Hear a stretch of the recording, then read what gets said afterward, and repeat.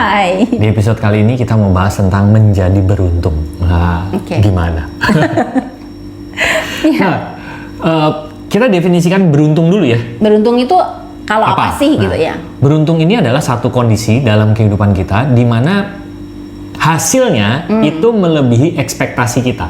Atau tidak disangka-sangka malah ya. Tidak disangka-sangka malah bisa mendapatkan gitu ya. Nah, sekarang Bapak Ibu dan teman-teman sekalian, coba kita merenung sejenak ya. Kapan sih di dalam hidup kita mengalami peristiwa beruntung itu? Jika apa? Iya kan? Nah, ada satu keyword sebetulnya pada saat kita mengalami keberuntungan itu. Keywordnya adalah state rasa. Satu kondisi rasa. Nah, kondisi rasa apa sih yang sebetulnya mengundang keberuntungan itu? Satu state rasa yang namanya rasa pasrah. Nah, pasrah ini sering orang mengidentikan dengan menyerah ya. Sebetulnya tidak. Pasrah itu artinya berserah total. Orang Jawa bilangnya apa ya? Pokoknya benar-benar berserah total nanti itu saya.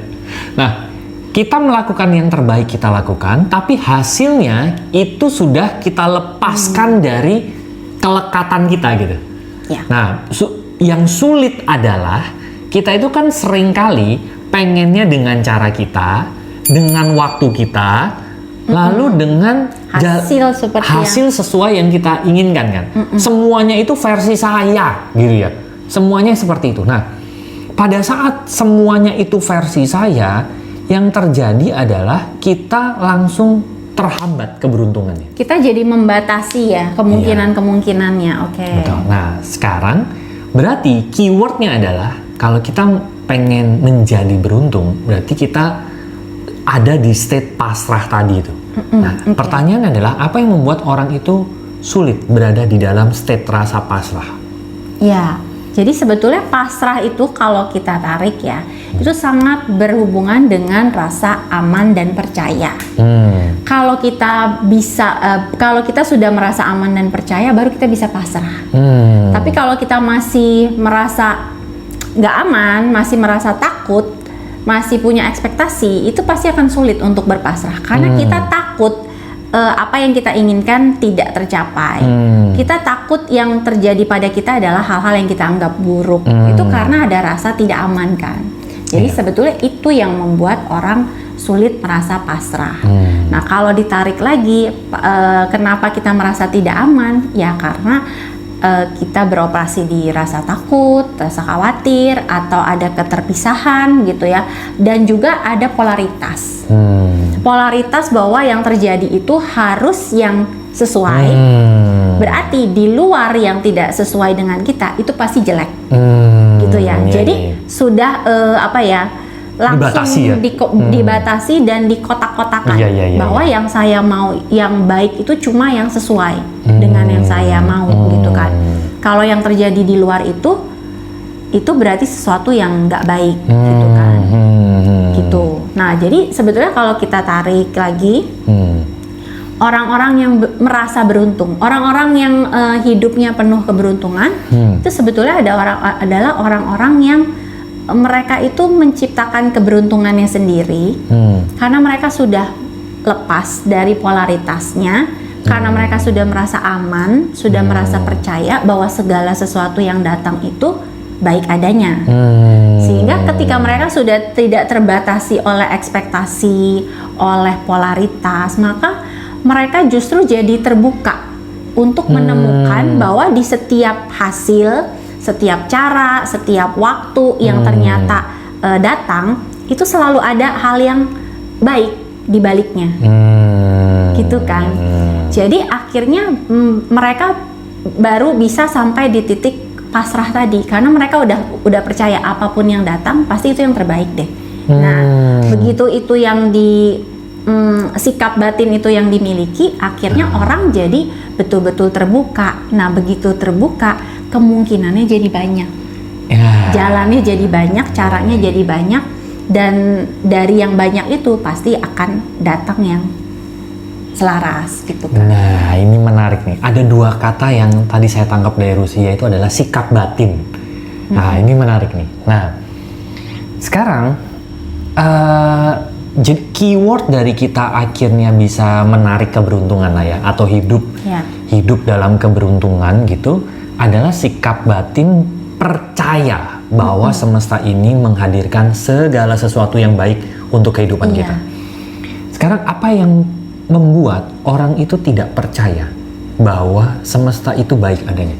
Karena ada ya yang wah semua ini gara-gara pokoknya Tuhan pengen menguji saya lah, dan lain sebagainya lah, dengan semua anggapan itu. Apa yang membuat orang itu tidak percaya? Iya, jadi sebetulnya kalau kita mau simpulkan gitu ya, sebetulnya ujungnya adalah kesadaran ya. Begitu kesadarannya masih ada di frekuensi rendah, sebetulnya otomatis dia akan memproses segala sesuatu yang terjadi itu dengan sudut pandang dari sisi ketakutan dan kekhawatiran.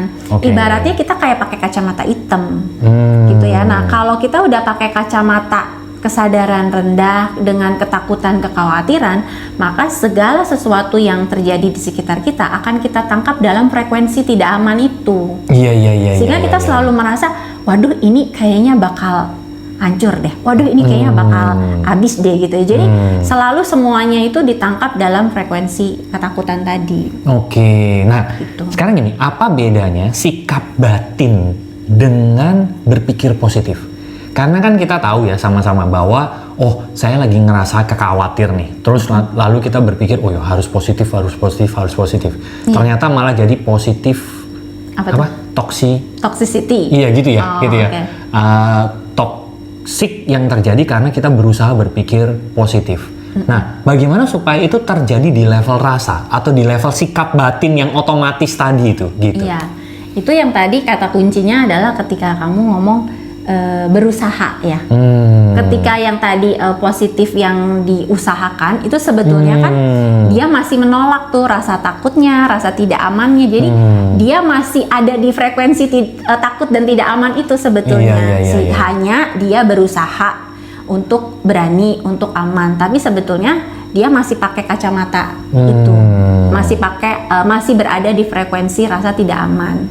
Tapi kalau sikap batin yang tadi kita bahas tentang sudah percaya, itu sebetulnya dia bahkan tidak perlu berusaha lagi, karena dia sudah ada di kesadaran bahwa semua yang datang itu adalah jalan untuk pertumbuhan kita, untuk kesembuhan kita. Jadi kita sudah berprasangka baik terhadap apapun yang datang. Kenapa? Karena kita percaya bahwa semesta, Tuhan, Sang Sumber atau apapun itu namanya, itu selalu menghadirkan apa yang kita butuhkan.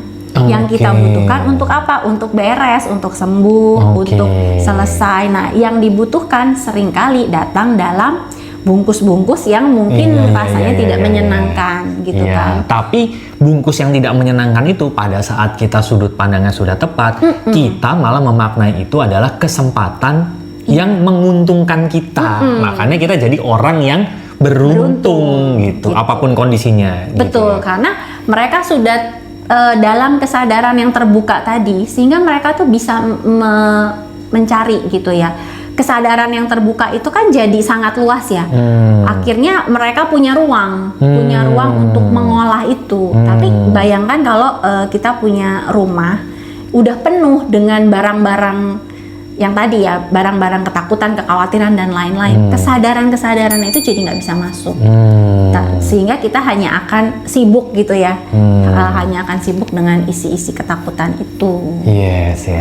Nah, buat teman-teman gitu ya, yang mungkin sekarang masih berkubang melihat bahwa segala sesuatu itu ruwet adanya gitu ya, atau mengkhawatirkan gitu ya, tapi udah pengen nih untuk bertransformasi gitu ya, silakan coba cek di link di description gitu ya, mungkin ada informasi-informasi yang teman-teman butuhkan di situ.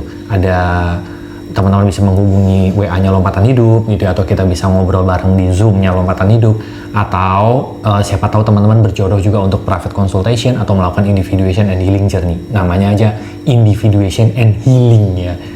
di healing, akhirnya teman-teman bisa melihat sudut pandang yang berbeda, akhirnya melihat segala sesuatu tuh untuk keberuntungan dalam hidup saya. Nah, teman-teman bisa cek aja di link di description. Kita ketemu lagi di episode mendatang. Thank you, bye-bye. See you.